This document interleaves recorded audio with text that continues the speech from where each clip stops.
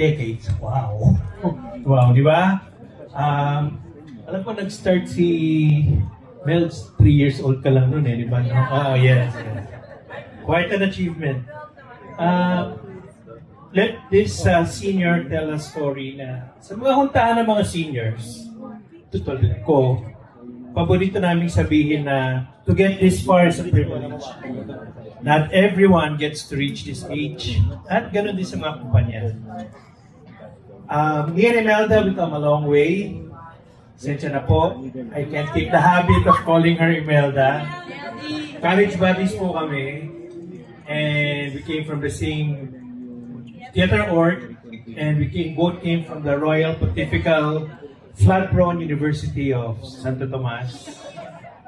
Si Imelda din, labanan din lang naman ng trivia dito. Siya din ang MC ng kasal ko. Yes, hindi mo na malala yun. Naalala ko po ng araw, inikip ko si Imelda, pinakikilala sa mga editors ng Inquirer when I was still connected with Inquirer during her pioneering years. Gegewang-gewang pa nun ang Dominguez. But look where they are now. It's indeed a blessing.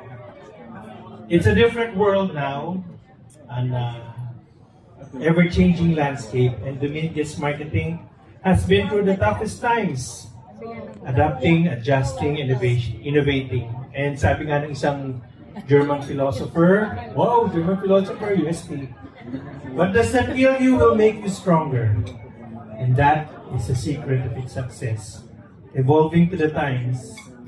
Now, if you could only evolve into becoming a contractor of the DPWH, di sana may bilyon-milyon na tayo ngayon, no?